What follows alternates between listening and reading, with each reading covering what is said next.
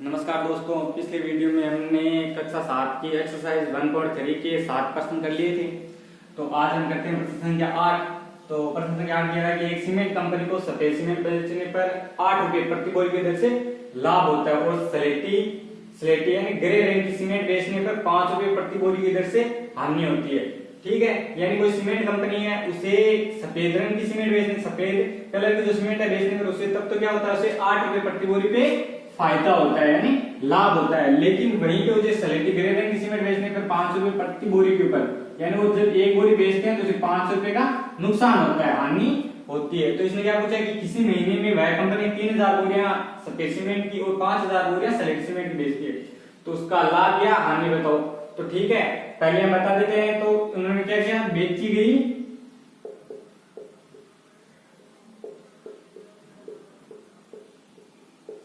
सफेद सीमेंट की बोरियां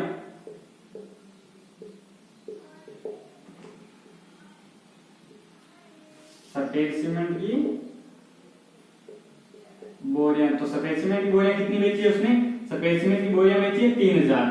ठीक है,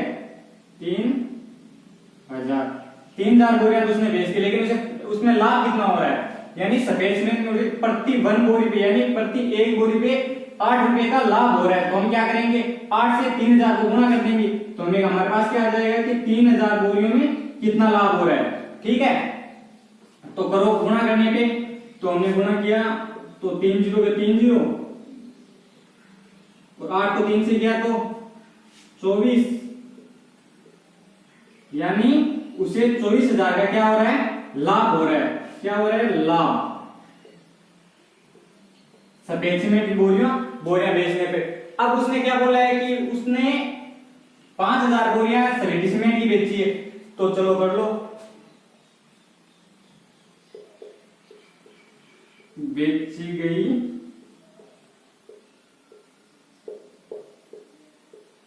स्लेटी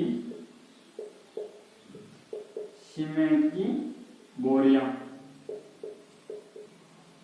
ठीक है, तो स्लेटी सीमेंट की कितनी बोरियां बेची है उसने, स्लेटी सीमेंट की उसने बेची है 5000 बोरियां, 5000 बोरियां। अब इस पे उसको फायदा नहीं हो रहा है, इस पे उसको नुकसान हो रहा है। कितने का, प्रति बोरी पे उसे 5 रुपए का नुकसान हो रहा है। कितने का, 5 रुपए का नुकसान हो रहा है। ठीक है, तो वही है, दोनों को गुणा कर दो, 5 से गुणा किया तो 3 जीरो के 3 जीरो, तो 5 से किए तो 25, तो उसे हानि कितने रुपए की हुई, 25,000 की। लाभ तो कितने का है, 24,000 का, और हानि हुई है उसे 25,000 की। तो अब हमें ये बताना है कि उसने पूछा उसे लाभ अथवा हानि क्या हुआ है। हमें एक ही चीज बतानी है कि इन दोनों को उसने बेच दिया। ठीक है, उसने सफेद वो सीमेंट है वो भी बेच दी और गरी सीमेंट है वो भी बेच दी। अब हमें ये बताना है कि उसे इससे लाभ मिला या हानि। तो ये तो हो गया, लाभ तो इतना प्राप्त कर लिया उसने, हानि इतनी प्राप्त कर ली। तो मान लो उसने हानि कितनी हुई, 25,000, बड़ी संख्या 25,000 है, और लाभ कितने का, 24,000 का। तो 24,000 की भरपाई होगी, क्योंकि 24,000 का लाभ हो गया तो 24,000 की तो भरपाई होगी। ठीक है, तो 0 0 0 और 1।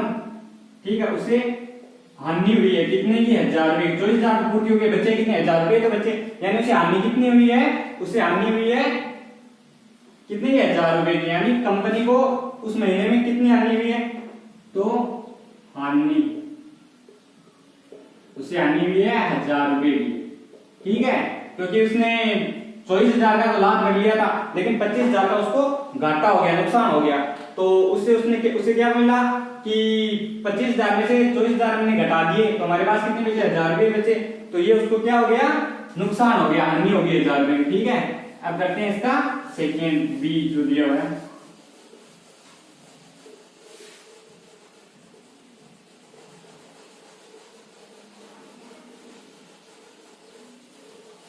बीस का दिया हुआ है, यदि बेची गई स्लेटी सीमेंट की बोरियों की संख्या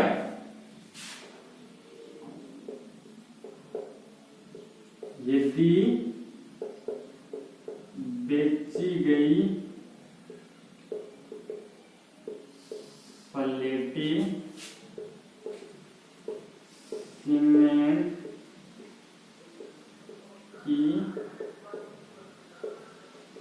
बोरियां क्या हुआ, यदि यदि बेची गई सलेटी सीमेंट की बोरियों की संख्या 6400 है, बोरियों की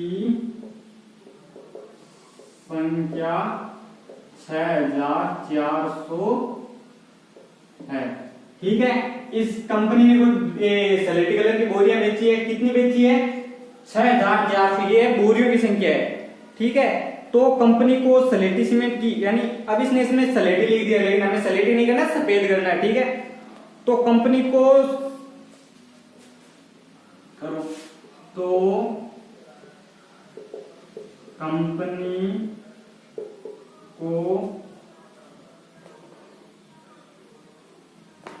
कंपनी को सफेद सीमेंट की कितनी बोरियां बेचनी चाहिए? स्पीड में लिख रहा हूं तो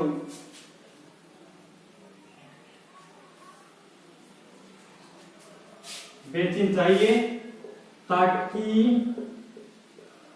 उससे न तो लाभ हो और न हानि हो, ठीक है। इसने क्या कहा है कि यदि बेची गई सलेटी सीमेंट की बोरियों की संख्या 6400 है, इसने 6400 बोरियां बेचती, वो कौन सी है? सलेटी कलर की है, सलेटी सीमेंट है।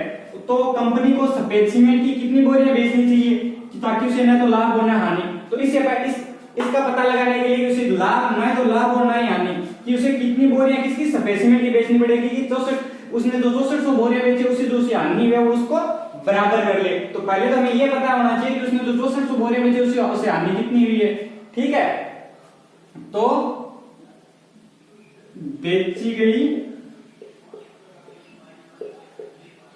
सलेटी सीमेंट से हानि, तो बेची गई जो सलेटी सीमेंट है उससे हानि कितनी है? तो सीमेंट कितनी थी?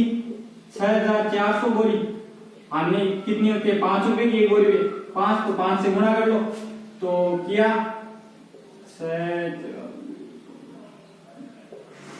0 0 420 0 और 56 30 30 2 32, यानी 32,000।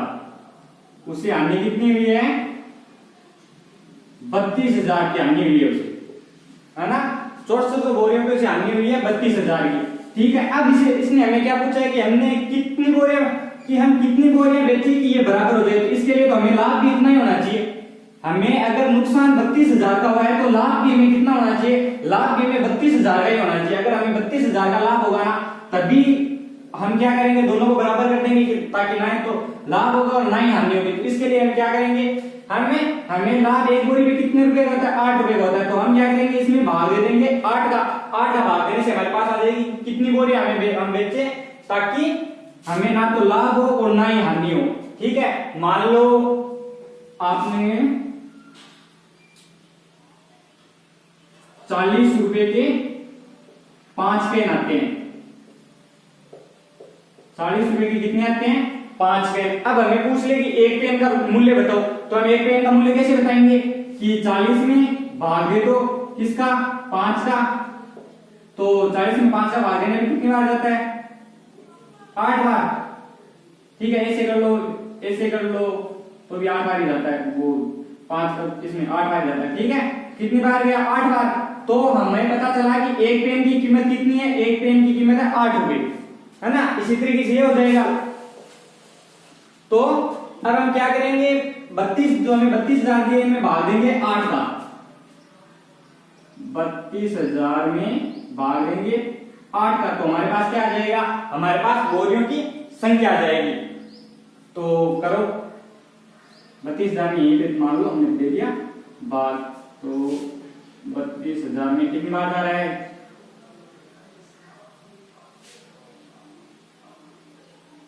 4 बार जा रहा है ना, ये जा रहा है 4 बार, तो बच के कितनी? 4 0 0 0 4,000, है ना। तो उसे कितनी बोरियां बेचनी होगी? 4,000 बोरियां बेचनी होगी, ठीक है। तो सफेद सीमेंट की बोरियां निकालने के लिए हम क्या करेंगे, हम करेंगे 32,000 बटा 8 बराबर 4,000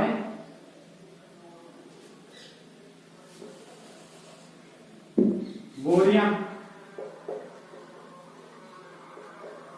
ठीक है, हो गया। चलो प्रश्न संख्या 8 हो गया, चलते हैं प्रश्न संख्या 9 की ओर।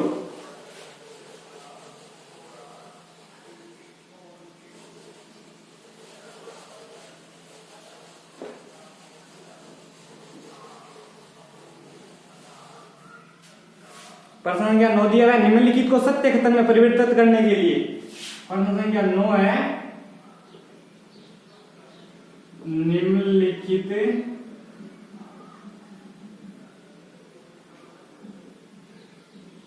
को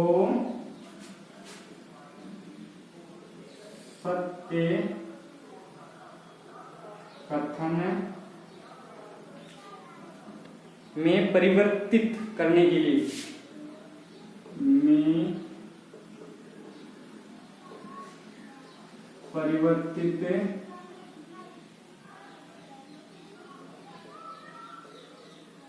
करने के लिए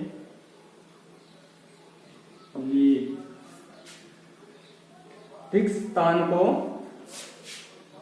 रिक्त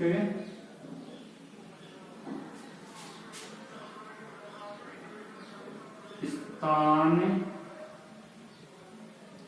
को एक पूर्णांक से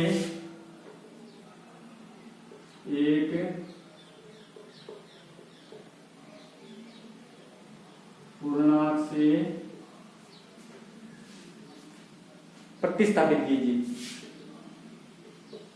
प्रतिस्थापित कीजिए। ठीक है,